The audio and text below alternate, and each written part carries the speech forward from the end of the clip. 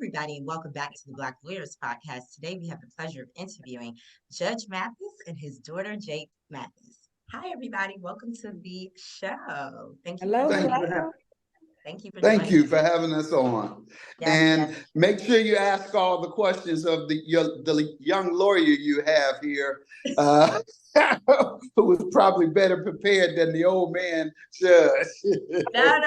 This Young interview lawyers. is this interview is more about you than it is about anything else. Our job is All to find right. out more about you, more than what meets the eye, more than what they put on social media. And Yeah.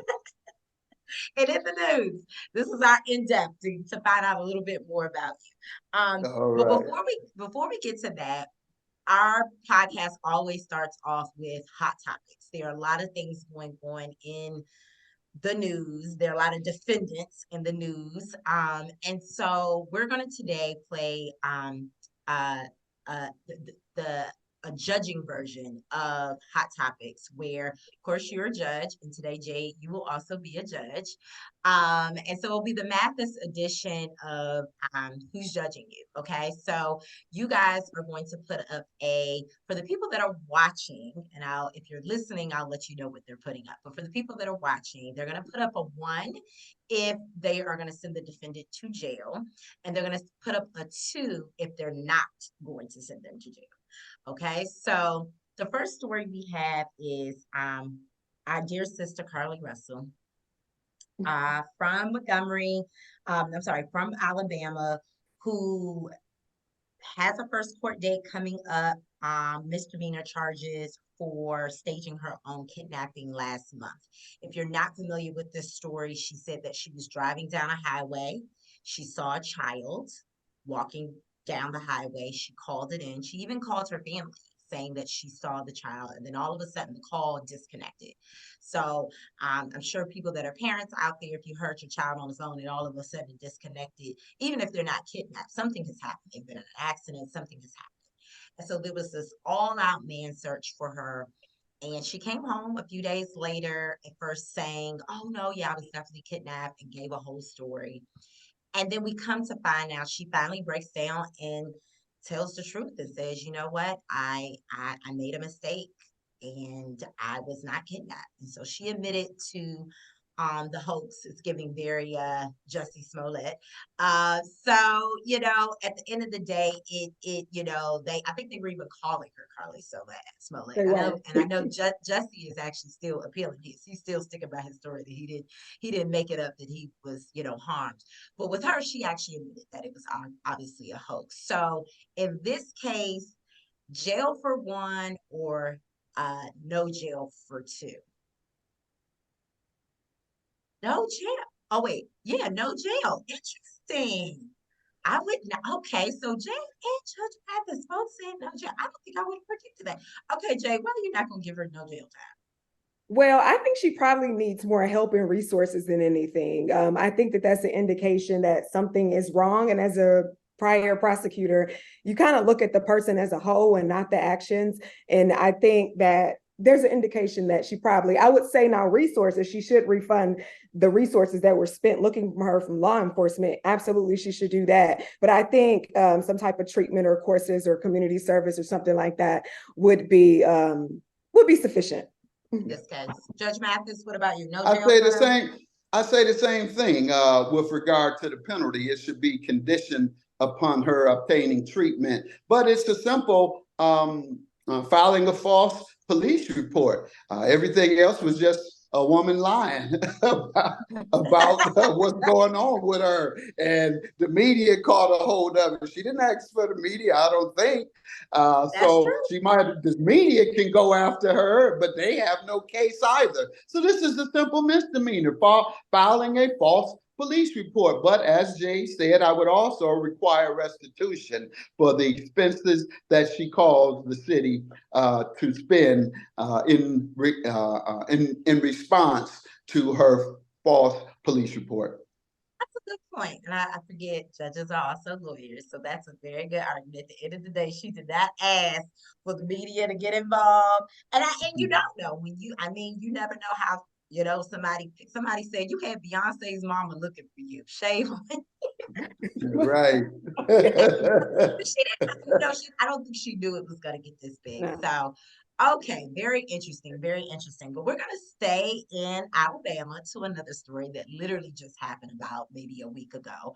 I'm sure if you're listening, you're familiar with the Alabama brawl, where there was a dock worker that told a group of, I guess they were family and friends, but there was a group of white people that owned a boat that was on the dock, and the dock worker is black, and he simply just told them, hey, you need to move your boat because we're trying to get in another boat.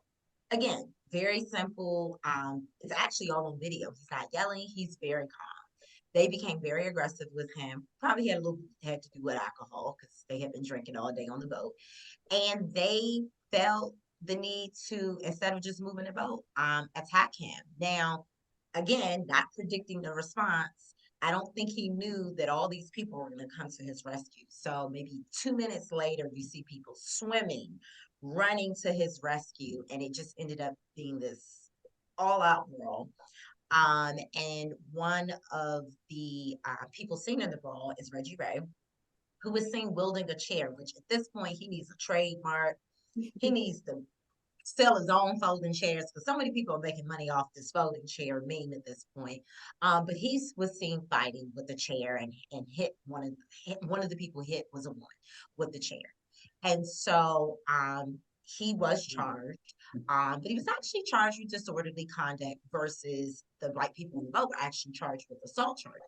So I think it's interesting that they actually, even though they're all misdemeanors, they actually only charged him disorderly conduct. Now, someone tells me it's probably because they don't want another brawl.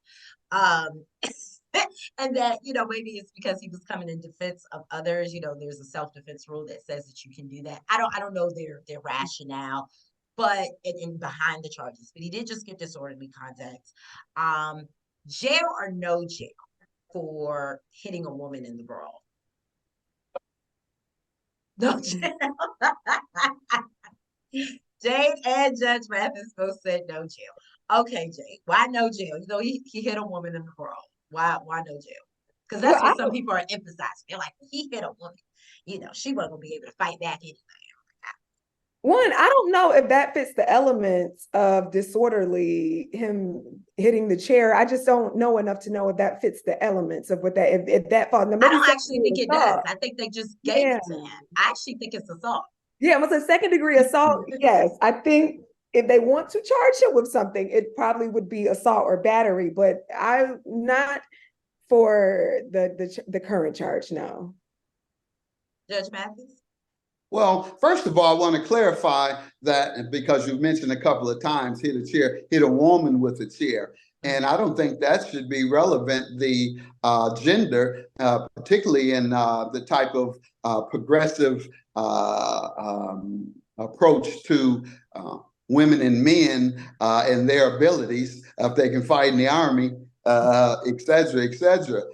So let's eliminate that as one of the issues. And yes, I view it as an assault. And however, I would not give jail time. However, he did escalate the fight with the use of a weapon. Everybody else was fist fighting. So I would definitely give him a stern punishment, but no jail time. Perhaps anger management, perhaps how to properly use a weapon. Forgive me, Lord. or at least give the woman a warning before he uses the weapon. He just says, I have a weapon and I've given you a warning because I feel threatened by your actions. Right, you better back up. And if she doesn't stop then you lay it on her. And I think he hit No, two you people, don't. right? No, you don't, because that's a weapon and you're escalating what amounts to a fist fight, and you cannot do that. Okay, That that's is a an fair point. exception to self-defense. That's true. That's true. And I think, some people were like, why are people just so invested in this brawl? One of the things I learned looking into just even the area. So historically, that dock, nearby that dock, they actually sold slaves. And you have to understand, even though it's 2023, I always tell people I never want to live below the Mason-Dixon line. Because Listen, ever. the minute somebody says something to me crazy, I probably go to jail every week. Because I'm blessed to live for the most part up north or on the East Coast where I didn't have to face those type of things. There is a tolerance level you have to have living in the South. You have to let a lot of things slide and things like that. And that particular community says they're still not treated very well in that area. They still face a lot of like discrimination and racism and things like that. And again, I'm not justifying violence, but I think every slave rose up in those people when they saw him being attacked. And I'm gonna be honest, I think they blacked out. I really think they just blacked out and went for it. Again, not justifying violence, but if people want to understand maybe some of the rationale of why it happened. I think for some people, like, it's enough, it's enough. If he was a white dock worker and he told you just to move the boat, Yeah. would you really have reacted that way? Probably not. I Yeah. don't think so. I don't think I don't think so either. I don't think I don't think so. But no jail. Okay, no jail. Well, So far, and let me nobody's add going to on to jail. that. Okay. Let me add on to what I believe is one of the root causes of that. I think it's white entitlement at its finest, or at its Mhm. finest display. And that being, you can't tell me where to dock my boat. I'm a good white man from the South. You know what this is down here. So I think that had a lot to do with it. And entitlement is also, quite frankly, tantamount to white supremacy. And so I think all that is mixed up in there. For sure, for sure. Okay, well, our third defendant, I'm going to mess up his last name, so I'm just going to call him Kai, but his last name is Cenat. He's this big social media influencer. I think he has the most followers on this new app called Twitch. Either way, this man is a multimillionaire, very young, decided to do something good for the community. Just put on a social media page, hey, don't miss my giveaway. I'm going to be giving out all sorts of things, including PlayStations and all sorts of things, kids in the hood would want, right? And so he did a pop-up, obviously didn't get a permit, just did a pop-up, told people where to meet him, and he started giving the stuff away. And basically hundreds of thousands of people showed up. And which I guess if the people had showed up, that wouldn't have been as big of a deal. Some of those people started to like fight the police and fight each other and just start all sorts of like fights and things. And so they're actually trying to charge him with inciting a riot, which is a felony. And it's crazy because it's like they arrested him on the day of. I think it's taken them how long to charge Trump for inciting the January 6th? Has it been 2 years? It's crazy how it's taken you almost 2 years. And that really was evidence of inciting a riot versus this guy. Literally, it says on his flyer, I'm doing a giveaway. His clear intention was to do a giveaway. So a lot of people are like, well, oh, he's just, one of these Generation Zers that are like entitled, he should be punished because he didn't get a permit and, he just thought he could just get away with whatever. It's amazing. I found a lot of people being very, very hard on him. And I'm just like, this is like a kid that did a giveaway. But anyway, jail or no jail for, the people were hurt allegedly in the fighting. So jail or no jail? No jail. Okay. And you can give your reasons why, Jade, first. I was just say, I don't think that there was any intent to incite a riot. I think it's important to look at his intent. Also, if he, like you said, was in a neighborhood doing that, as opposed to what was it, downtown or Times Square, they wouldn't go and charge anyone in a neighborhood doing a backpack drive or a giveaway drive. So I just think it probably was poorly thought through, and then maybe he should be responsible for some of the damages if someone was injured or something like that. But I don't think it warrants jail time. Judge Mathis? Well, I believe there was gross negligence involved, which in this instance, it would be criminal. And because those elements include whether you knew or should have known that your actions would be disruptive to the public. And under those circumstances, we just heard he didn't get a permit, but also he knew or should have known that it would be disruptive if you offered free stuff to folks who are struggling. And there's a lot of folks struggling. I think the poverty level in New York is somewhere near 20%.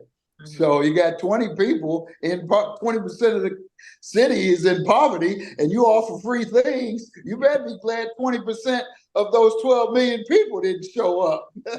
I know. It could have been even crazier. So But yeah. certainly he would be liable for the expenses and the damages that were caused as a result of his gross negligence. Well, saving I guess the best for last, our fourth defendant is our former president, Donald Trump, who at this point, the hits keep coming. If you're listening to this and you have not been keeping up, he is on his fourth indictment. So a few months ago, he got indicted again for finally his role in inciting the January 6th riots. And this was in addition to his New York case with Stormy Daniels, paying her off. There was some invasion and then some charges that were surrounding the payoff of his mistress. That was something going on in New York. And you have the inciting the riot. And now Georgia is and then let's not forget, what is it, Mar-a-Lago, with him keeping documents that he wasn't supposed to keep. That's obviously a separate charge.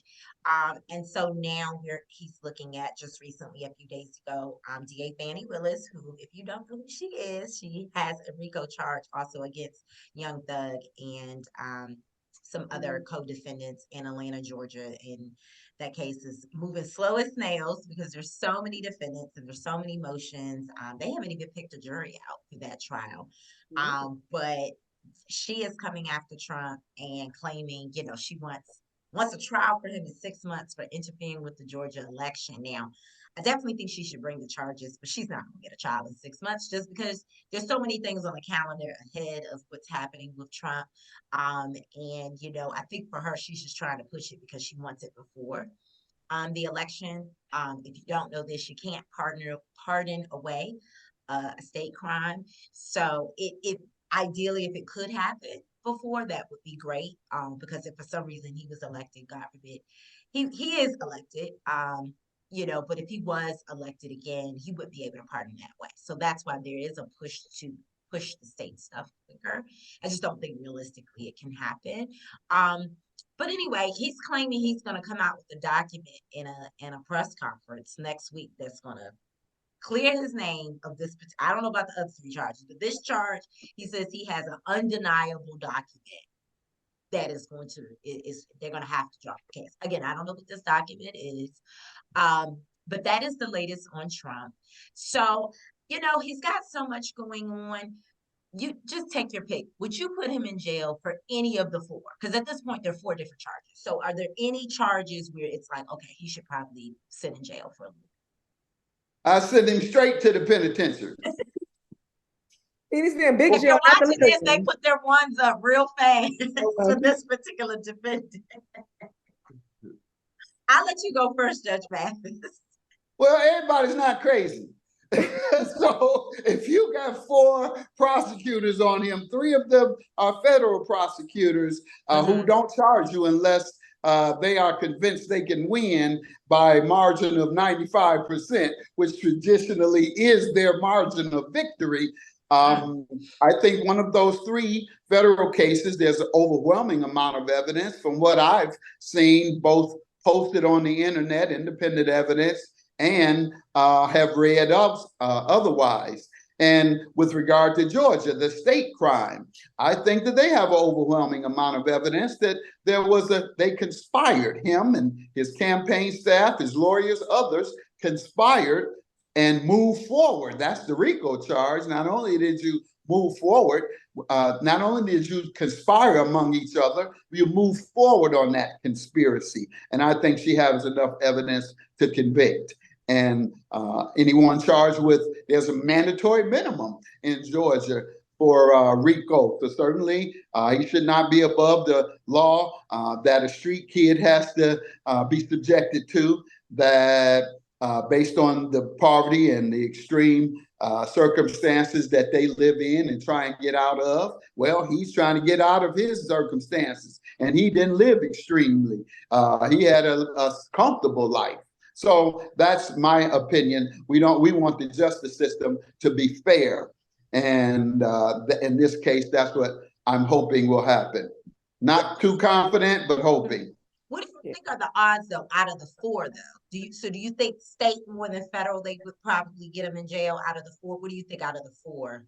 What do you think they have probably the closest chance, just based on your opinion of what you know? Yeah, Georgia, and with because it has a mandatory minimum. Okay, because it has a mandatory minimum. Yes. Okay.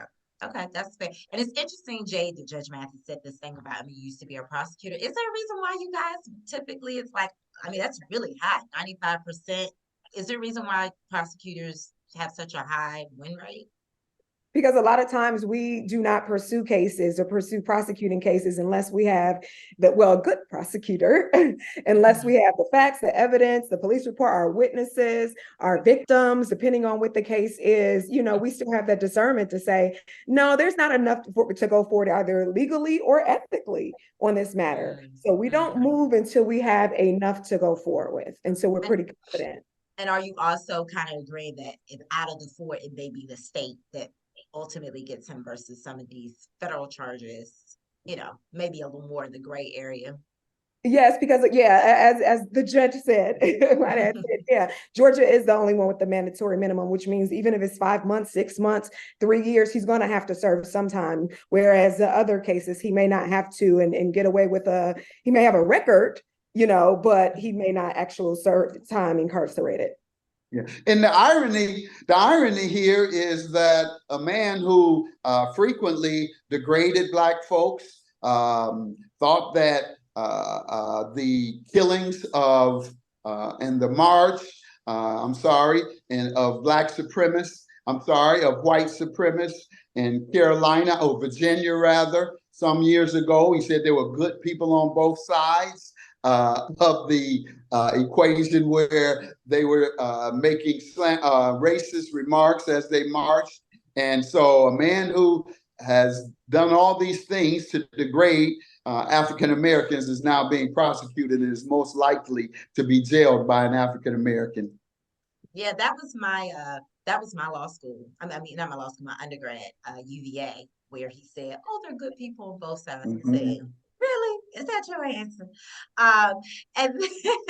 And then so that, and also when I think of Trump, I think people, no matter how many stimulus checks I get, people like, "Oh, he gave us money." Okay, whatever.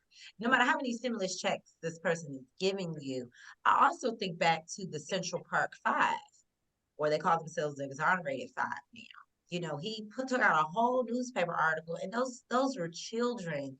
I mean, it still crushes my heart. It was very hard to watch that movie from Ava DuVernay about those boys who were put in jail for, assaulting a white woman in Central Park or whatever. It ended up being somebody else, but they put children in jail for that. And he took out a whole page paper about it, saying, "Oh yeah, they should be punished like adults." I mean, kind of really went out of his way.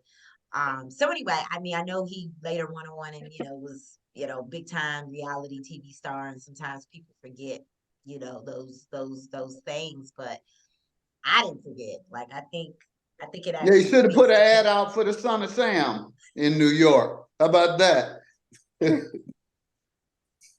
Well, I don't know. Maybe coming. But anyway, thank you so much for playing Hot Topics. You guys did a really good job with these. There's always so much going on, and here at the podcast, we try to stay on top of the news, especially the news that directly affects Black folks. So, thank you for playing that. I wanted to jump into just your direct interview questions. Obviously, you guys both went to law school. You became lawyers. Judge Mathis, obviously, you became a judge. You have a lot of young lawyers, law students listening to this, or people maybe even interested in going to law school. So my first question, we'll start with Judge Mathis and then we'll do Jade. Why did you go to law school? Because I mean, obviously you could have done some other things with your life. Why law school? Why become a lawyer?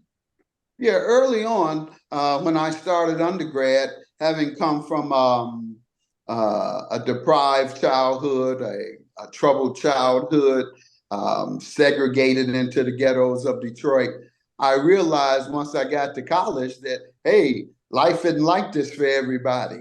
Believe it or not, segregation in Detroit is such that you don't even meet a lot of white folks in Detroit. You don't go to school with them. So you know little, if anything, other than what you see on the television or when you're arrested. Or the police encounters. So I immediately realized that there was an imbalance. And so as I was progressing in my education, I knew that social justice and political empowerment was the way to level the playing field and fight back against racism and poverty and police brutality. And so that's why I chose law, because I knew that was the best way to fight back. And also, Malcolm was always and still is Malcolm X, a very an idol of mine, because I kind of share that background that he had and that ambition as well to change the lives and the condition of Black people. So he's always been a role model for me, and he wanted to be a lawyer. Well, now I see where you get your And by the way, he's our third cousin, by the way. wow, no, now I see where you get your disposition from. Okay, My that makes a lot of defiance, that's sense. right. It's That in my makes a lot blood. of sense. I don't know if a lot of people know that. Okay, this is why I do these interviews. Great, great, great. Okay, Jay, now obviously you grew up in a house, your dad was already a lawyer. Is that what kind of put pressure on, like, man, I should be a lawyer like my dad, or is this something you also had an interest in? No, I wanted to be a news reporter. My dad can tell you from the time I was a child, I wanted to be a news reporter. But after being diagnosed in college with clinical depression and ADHD, I took it really hard and quite frankly, almost gave up. But I said that I can use this to, let it make me or break me. And I wasn't going to let it defeat or define me. So I decided to, after I finished my last year, go to law school, because I wanted to give second chances, because I felt like I received a second chance post-diagnosis, and I still was able to be successful in law school. And that led me to becoming a prosecutor, but I was a non-traditional prosecutor, a second chance prosecutor. So I got to live out the promise that I made to myself 15 years ago. So. Great, great. Now he kind of already answered one of my questions. He mentioned Malcolm X being kind of one of his motivators, mentors.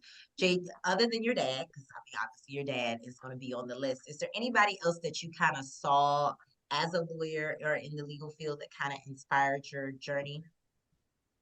Oh, that is a really good question. Where there was this judge, you probably heard of her before, named Judge Vonda Evans in Detroit, very famous. I think she started off with my dad.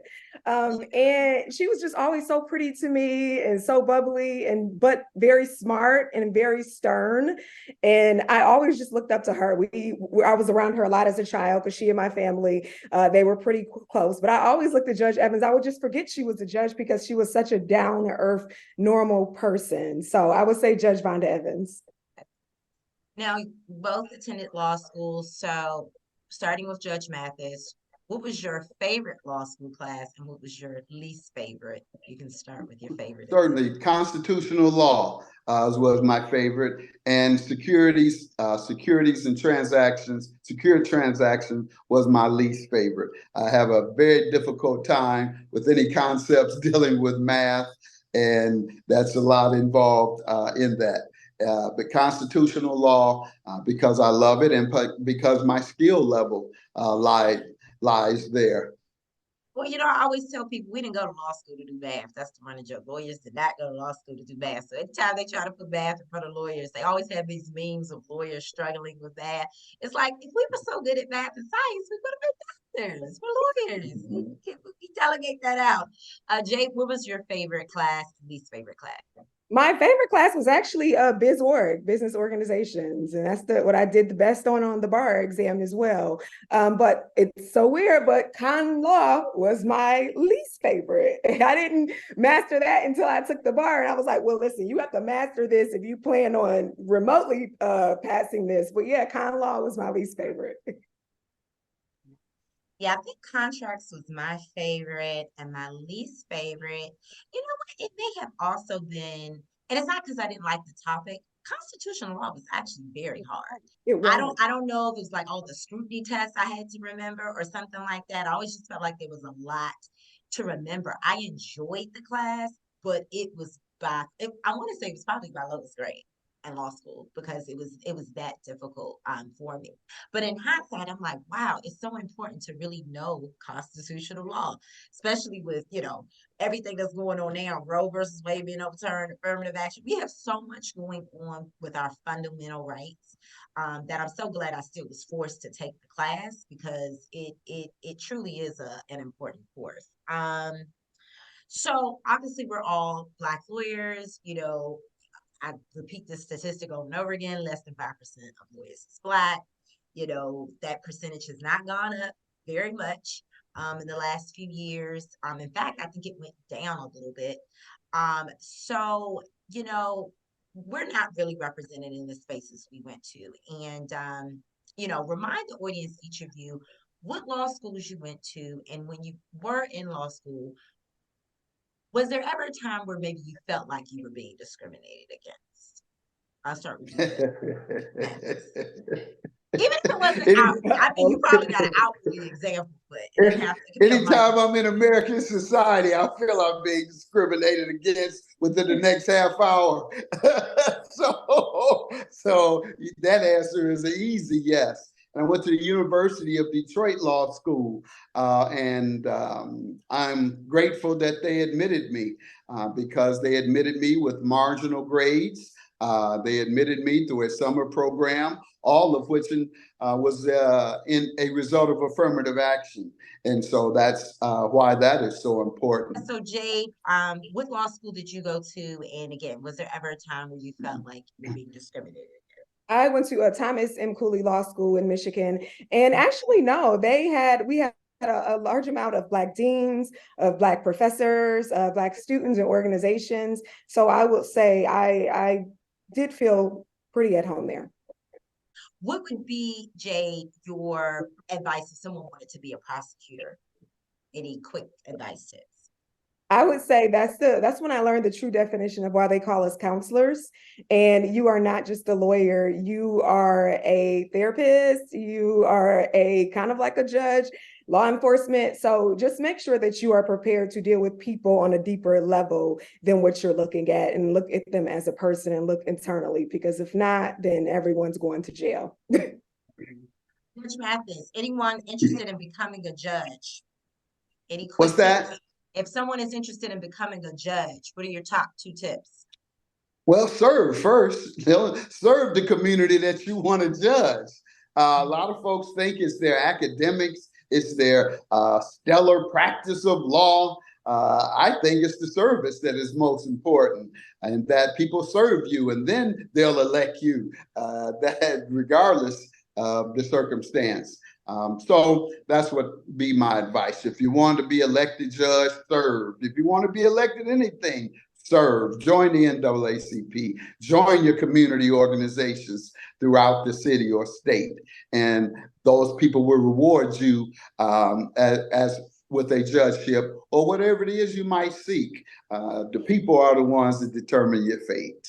Please plug for us. You have an upcoming tour, you have a new show with Fire Island Entertainment, and then you have Black Mafia, right? So tell us really quickly what's going on with that. Well, all the programming I've done, I've brought 6 shows to air in the last 10 years, and all of them involve aspirational content, meaning overcoming obstacles and giving a little cautionary tale with inspirational endings. I brought T.T. Palmer to television some years ago as a young show that would inspire young people. And as you see, she has that ability. And then also there was the Mathis Project, where I went into the communities trying to assist and get tips for those who had killed children and innocent folks, and using my credibility and respect that I receive in the community. And then a couple of other shows. We had Trap Queens is the show that is most popular on BET. I developed and created that as a cautionary tale and then this with inspirational endings to show folks how you can overcome the obstacles that you might engage in. And with Don't Judge Me, that's the stage production we're about to embark on. That is once again inspirational. It's biographical and inspirational, trying to show folks how they can overcome their obstacles. And so I'm busy these days, and most of it is focusing on uplifting folks. What could are we going to expect anything different? Because you're now with Byron Allen Entertainment. You're no longer with the other distributors. So should we expect a different format? Is there anything new that viewers should expect from you? Yeah, on Mathis Court, I'm going to be a little more direct, if you can imagine, and a little less constrained, if you will, if you can imagine. Here's a brother Byron Allen. Who I am working with is a brother who is an advocate himself. And so I will be doing a lot more advocacy for Black folks on this show.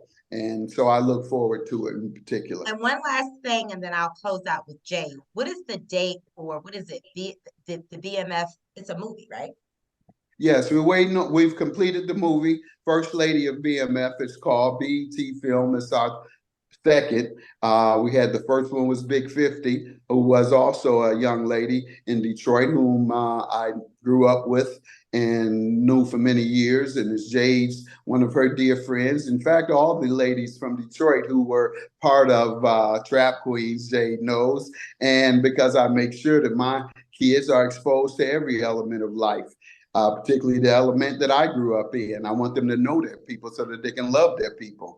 And in that sense, that's what we're doing. And we're waiting on a BET date. We had one for this month, but things transitioning. They are looking to do it in October once they end the transition that they are attempting to accomplish with the sale of BET. Okay, yeah, that's true. And we have a black person buying BET. We had a Black person buy the Commanders. Black people are definitely on the up and up. And so with that being said, we're going to close out with Jade. Thank you so much, Jade, Judge Mathis. And we look forward to everything that's coming out in the next couple of months and into the new year.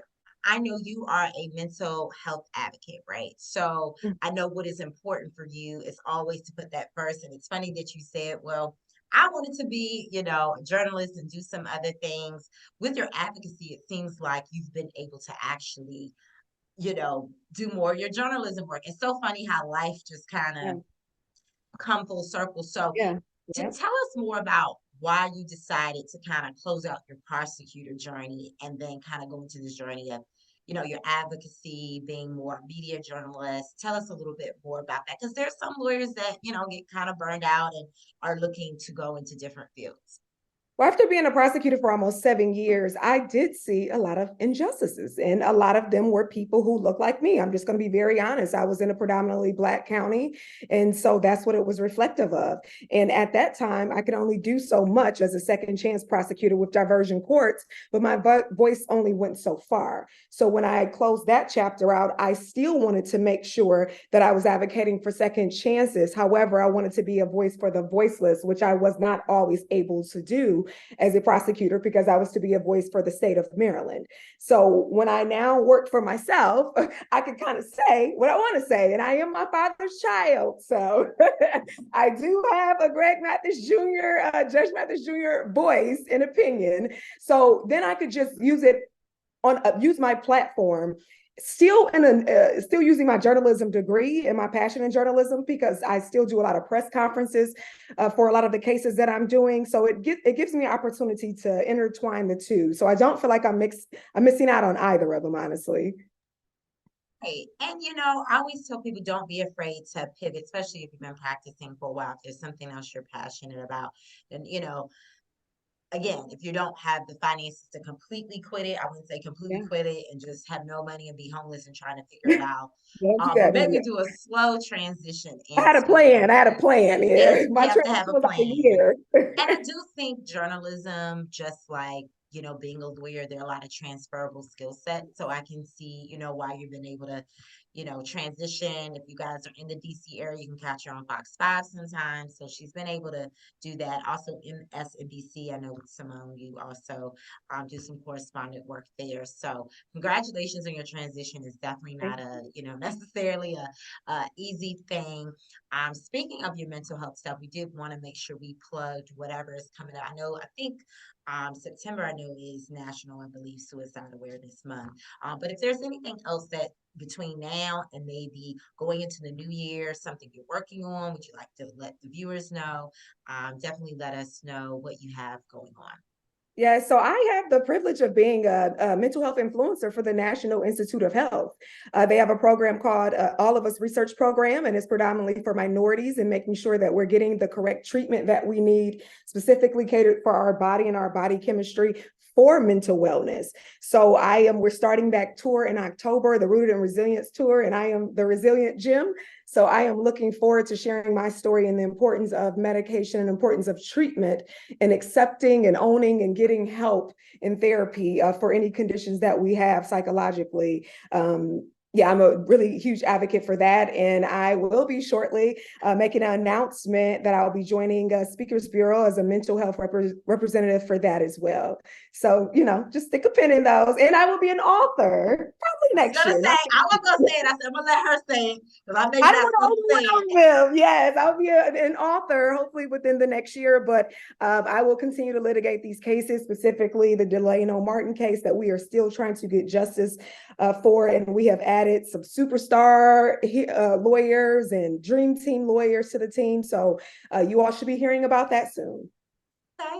And if you don't know, she is still practicing. So if you have a case in DC, Maryland, Virginia, I'm her Black owned national law firm right there. I'm sorry, National Harvard.